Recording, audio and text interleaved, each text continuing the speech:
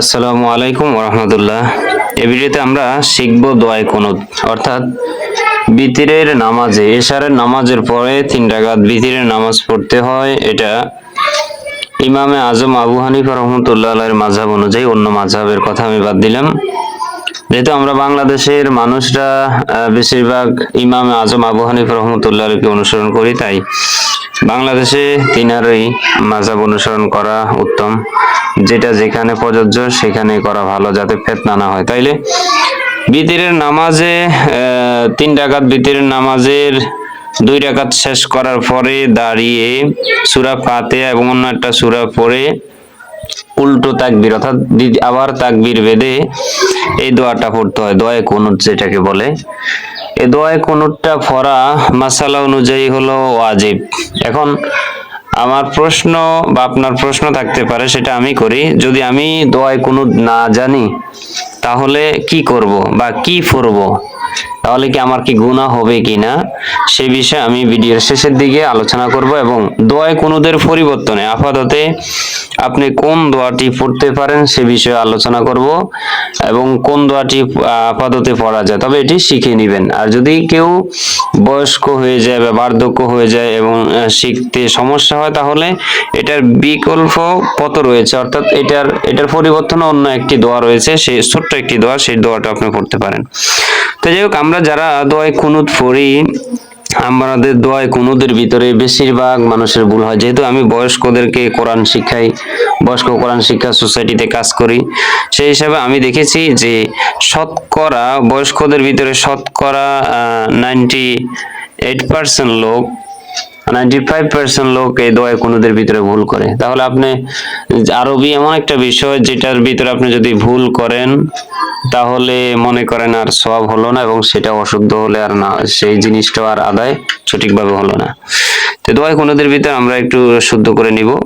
সর্বপ্রথম আমি একটু রিডিং পড়ে নিচ্ছি। বিসমিল্লাহির রহমানির রহিম। আল্লাহুম্মা ইন্না নাস্তাঈনুকা ওয়া নাস্তাগফিরুকা ওয়া নু'মিনু বিকা ওয়া নাতাওয়াক্কালু আলাইকা ওয়া নুসনি আলাইকাল খায়র। আমরা এই দোয়ায়ে কুনুতটাকে 3 ভাগে ভাগ করছি। এই এক ভাগ কেমন? আল্লাহুম্মা ইন্না নাস্তাঈনুকা ওয়া নাস্তাগফিরুকা ওয়া নু'মিনু বিকা ওয়া নাতাওয়াক্কালু আলাইকা ওয়া নুসনি আলাইকাল খায়র। এটা হলো রিডিং পড়া। এখন আমরা যারা ভুল পড়ি, তারা কোথায় কোথায় ভুল করি সে বিষয়ে আমি দেখে তারপরে আপনি কিভাবে এটা উচ্চারণ করবেন এবং ভেঙ্গে ভেঙ্গে মুখস্থ করবেন সেটাও বলে দিব। আল্লাহ বলি, ল মোটা হবে। আল্লাহুম্মা, হুম্মা বলি, তাহলে হুম্মের ভিতরে গুন্না হবে, ওয়াজিব গুন্না। ইন্নার ভিতরে গুন্না হবে, ওয়াজিব গুন্না, এক আলিফ টান হবে। নাস্তাঈনুকা, আইন গলার মধ্যে থেকে হবে। আল্লাহুম্মা ইন্না, ইন গুন্না হবে না। নাস্তাঈনুকা, গলার মধ্যে থেকে উচ্চারণ হবে। আল্লাহুম্মা ইন্না নাস্তাঈনুকা। এইভাবে আপনি এতটুকু ভেঙ্গে ভেঙ্গে পড়েন। যারা মুখস্থ করবেন এতটুকু ভেঙ্গে পড়েন। আল্লাহুম্মা ইন্না নাস্তাঈনুকা। তারপরে ওয়ানাস্তাগফিরুকা, ওয়ানাস্তাগফিরুকা বলা যাবে না, অনেক ফেরুকা পড়ে। মনে রাখবেন, আরবি হরফ উচ্চারণ হয় 3টি সমষ্টির মাধ্যমে, জবর, জের, পেশ। আর 3টির বাংলা 3টির উচ্চারণ হলো জবরে আকার পড়তে হবে, জেরে রস্যিকারের পড়তে হবে, পেশে রস্যুকারের উচ্চারণ করতে হবে। তাহলে জেরের একারের উচ্চারণ কোথায়ও নাই। আরবিতে একারের উচ্চারণ যারা করেন বা করতেছে তারা ভুল পড়তেছে। ওয়ানাস্তাগফিরুকা, ফেরু বলা যাবে না, ফিরুকা। ওয়া নুমিনু বিকা, ওয়া নুমিনু বিকা। ওয়া নাতাওয়াক্কালু আলাইকা। এভাবে উচ্চারণ করি, যদি যারা আরবি পড়তে পারেন উচ্চারণ করি, যদি একটা একটা করি আপনি তাড়াতাড়ি শুদ্ধ হয়ে যাবে। ওয়া নাতাওয়াক্কালু আলাইকা ওয়া নাস্তাগফিরুকা ওয়া নুমিনু বিকা ওয়া নাতাওয়াক্কালু আলাইকা এভাবে আপনি ভেঙে পড়তে পারেন। ওয়ানাস্তাগফিরুকা ওয়া নুমিনু বিকা ওয়া নাতাওয়াক্কালু আলাইকা অনুসনি আলাইকাল গলার মধ্যে থেকে আলাইকাল খৈর, খাইর বলা যাবে না, অনেকে আমরা পড়ি অনুসনি আলাইকাল খাইর, খাইর শব্দ না, খয়ের, খইর, খ মোটা করে পড়তে হয়, জবরে আকার পড়া যাবে না, খ জবর খা বলা যাবে না, খ জবর খই পড়তে হবে, কেমন? শাপলা ফুল দেওয়া আছে, মোটা করে পড়তে হয়। অনুসনি আলাইকাল খৈর, তাহলে এটা কিভাবে মুখস্থ করবেন? আল্লাহুম্মা ইন্না নাস্তাঈনুকা ওয়া নাস্তাগফিরুকা ওয়া নাস্তাগফিরুকা, এক বাক্যে ভেঙে পড়বেন। ওয়া নুমিনু বিকা ওয়া নাতাওয়াক্কালু আলাইকা ওয়া নুসনি আলাইকাল খায়র, আরেকটু ভেঙে পড়বেন, শেষ। এটা আপনি প্রয়োজন হলে 5 দিন পড়েন, 2 দিন পড়েন, 3 দিন পড়েন, পরে এটাকে মুখস্থ করেন এই পর্যন্ত। এরপরে আমরা 3 ভাগে এই দোয়ার কোনটাকে ভেঙে লিখছি বা ভেঙে আমাদের সোসাইটি লিখেছেন আপনাদের সুবিধার্থে, যাতে করে আপনাদের সুবিধা হয়। এরপর হলো ওয়ানাশকুরুকা, ওয়ানাশকুরুকা, ওয়া লা একালিপটান, নাকফুরুকা, ওয়ানাখ নাখ খ, ওয়ানাখ লাউ আইন, ওয়ানাখ লাউ, ওয়ানাতরুকু মাইয়াফজুরুকা, মাইয়াফজুরুক, এই মাই গুন্না আছে, কেমন? ঈদগামের গুন্না হবে। ওয়ানাশকুরুকা ওয়ালা নাকফুরুকা, এতটুকু মুখস্থ করেন। ওয়ানাশকুরুকা ওয়ালা নাকফুরুকা, কিভাবে? একটা বাক্যকে আপনি 20 বার, 30 বার, 40 বার, 50 বার করে পড়েন, মুখস্থ হয়ে যাবে। ওয়ানাশকুরুকা ওয়ালা নাকফুরুকা, ওয়ানাশকুরুকা ওয়ালা নাকফুরুকা, এভাবে যদি আপনি 20 বার, 30 বার পড়েন তাহলে কি মুখস্থ হবে না? অবশ্যই হবে। ওয়ানাখলাউ ওয়ানাতরুকু, ওয়ানাখলাউ ওয়ানাতরুকু মাইয়াফজুরুকা, ওয়ানাখলাউ ওয়ানাতরুকু মাইয়াফজুরুকা, এভাবে ভেঙে ভেঙে পড়েন, শব্দ শব্দ পড়েন, এরপরে বাক্য গঠন করে পড়েন, অর্থাৎ ভেঙে ভেঙে আপনি মুখস্থ করে নিতে পারবেন। 2 নম্বর ভিতরে এতটা জটিলতা নাই। 3 নম্বরের ভিতরে আমরা আসি। 3 নম্বর হলো যে আল্লাহুম্মা ইয়্যাকা না'বুদু, ইয়্যাকা না'বুদু। এই তৃতীয় বাক্যটা একটু বড়, যেমন আল্লাহুম্মা খুবা তু জানে জানা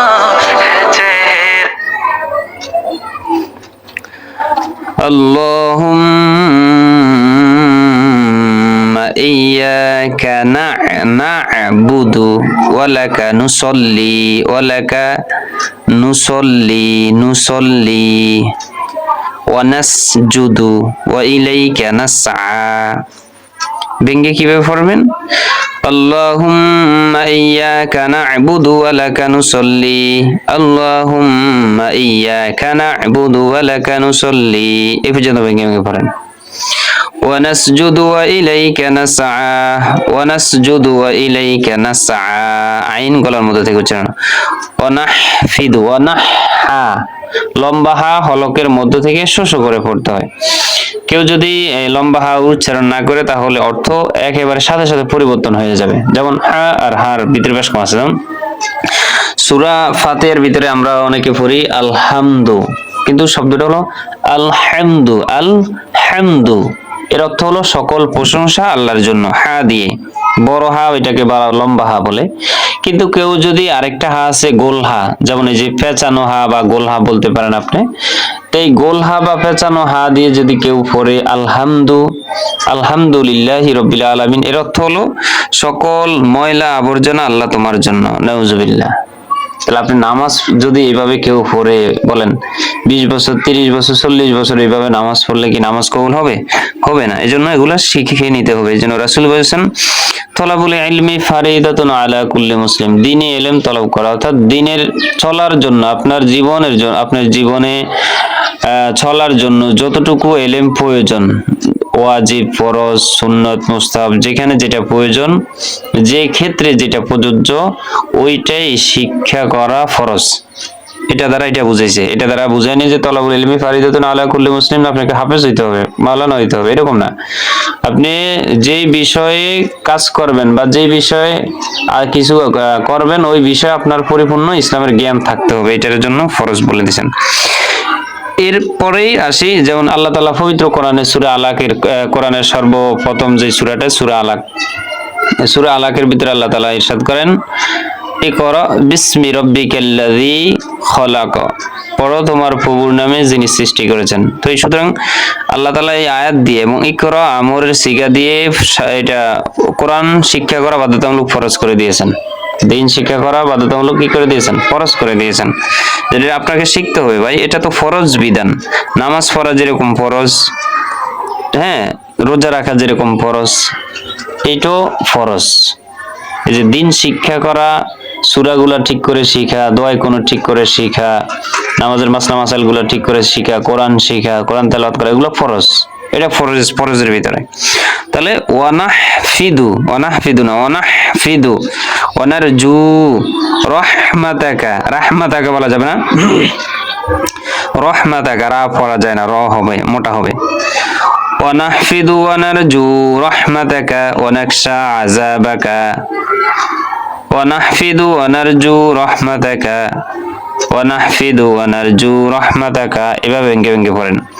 ওয়ানাখশা আযাবাকা ইন্না আযাবাকা, ওয়ানাখশা আযাবাকা ইন্না আযাবাকা বিল কুফারি মুলহিক, মুলহিক এখানে কলকলা হবে, মুলহিক, হাজায়া হারজের কফের জজম হবে, হারজের কফের জজম, হেক, তানবিন যেটা এটা বাদ হয়ে যাবে অকফের কারণে। তাহলে কিভাবে ভেঙে পড়বো? আল্লাহুম্মা ইয়্যাকা না'বুদু ওয়া লাকা নুসাল্লি, আল্লাহুম্মা ইয়্যাকা না'বুদু ওয়া লাকা নুসাল্লি ওয়া নাসজুদু ওয়া ইলাইকা নাসআ, ওয়া নাসজুদু ওয়া ইলাইকা নাসআ ওয়া নাহফিদু ওয়া নারজু রাহমাতাকা, ওয়া নাহফিদু ওয়া নারজু রাহমাতাকা ওয়া নাখশা আযাবাকা ইন্না আযাবাকা, ওয়া নাখশা আযাবাকা ইন্না আযাবাকা বিল কুফারি মুলহিক। বিসমিল্লাহির রহমানির রহিম। আল্লাহুম্মা ইন্না নাস্তাঈনুকা ওয়া নাস্তাগফিরুকা ওয়া নু'মিনু বিকা ওয়া নাতাওয়াক্কালু আলাইকা ওয়া নুসনি আলাইকাল খায়র ওয়া নাশকুরুকা ওয়া লা নাকফুরুকা ওয়া নাখলা'ু ওয়া নাতরুকু মান ইয়াফজুরুক। আল্লাহুম্মা ইয়্যাকা না'বুদু ওয়া লাকা নুসাল্লি ওয়া নাসজুদু ওয়া ইলাইকা নাসআ, ওয়া নাসজুদু ওয়া ইলাইকা নাসআ ওয়া নাহফিদু ওয়া নারজু রাহমাতাকা ওয়া নাখশা আযাবাকা ইন্না আযাবাকা বিল কুফারি মুলহিক। এইভাবে আপনাকে শুদ্ধ করে এটা পড়তে হবে। এখন আসেন, যে শুরুতে বলেছি আমি, যদি এই দোয়ায় কোনটা তুলনামূলক একটু বড়ই এবং এটার ভিতরে কিছু শব্দ রয়েছে যেগুলা উচ্চারণ করা খুবই কঠিন। এখন যদি দোয়ায় কোনটা আপনি না পারেন, তাহলে এক্ষেত্রে কি করবেন, কি পড়বেন? আপনি কি ফিতরের নামাজ পড়বেন না? হ্যাঁ, নাকি ফিতরের নামাজ উল্টা তাকবীর বেঁধে চুপ করে থাকবেন? আমি বলেছি ভিডিওর শেষের দিকে বলবো, সেই মাসালাটা এখন বলি। যদি কেউ এটা না পারে, তাহলে আপাততে এই সময়ের জন্য শিখে নিবে, পাশাপাশি এটা পড়বে। রব্বানা আতিনা ফিদ দুনিয়া হাসানাতাও ওয়া ফিল আখিরাতি হাসানাতাও ওয়া কিনা আযাবান নার। আমার মনে হয় না কোনো মুসলমান এটা না জানে, কারণ ওয়াজ মাহফিলে হুজুররা মুনাজাতের ভিতরে, নামাজের মুনাজাতের ভিতরে, মসজিদের ভিতরে প্রায় সময় এই দোয়াটি পড়ে নেয়। তাহলে এটা শুনতে শুনতে মানুষের কি হয়ে যায়, মুখস্থ হয়ে যায়। এই জন্য এটা পড়ে নিবেন, রব্বানা আতিনা ফিদ দুনিয়া হাসানাতাও ওয়া ফিল আখিরাতি হাসানাতাও ওয়া কিনা আযাবান নার। এই দোয়াটি আপাতত পড়ে নিবেন। আপনি 3 বার পড়েন, 7 বার পড়েন, একবারও পড়তে পারেন উল্টা তাকবীর বাঁধার পরে, আপনি আপনার অনুযায়ী পড়বেন। তো এটা পড়লে আপাতত হয়ে যাবে ইনশাআল্লাহ। তবে পাশাপাশি অবশ্যই একে দোয়ায় কুনুতকে গুরুত্ব একটু দিতে হবে। দোয়ায় কুনুতটা গুরুত্ব দিন, গুরুত্ব দিলে ইনশাআল্লাহ ভালো হবে। আল্লাহ তাআলা আমাদের সকলকে সহি শুদ্ধ করে নামাজগুলো আদায় করার তৌফিক দান করুক এবং সাথে সাথে ইসলামের সকল বিধিবিধান মেনে চলার তৌফিক দান করুক। ভিডিওটি ভালো লাগলে অবশ্যই আমাদের চ্যানেলটি সাবস্ক্রাইব করে দিন এবং আপনার কোনো মন্তব্য থাকলে আমাদেরকে কমেন্ট বক্সে জানিয়ে দিন। আমাদের টিম আপনাদেরকে সঠিক উত্তর দিবে এবং ভিডিওটা দিন প্রচারের জন্য শেয়ার করে দিন। ধন্যবাদ। আসসালামু আলাইকুম ওয়া রাহমাতুল্লাহি ওয়া বারাকাতুহু।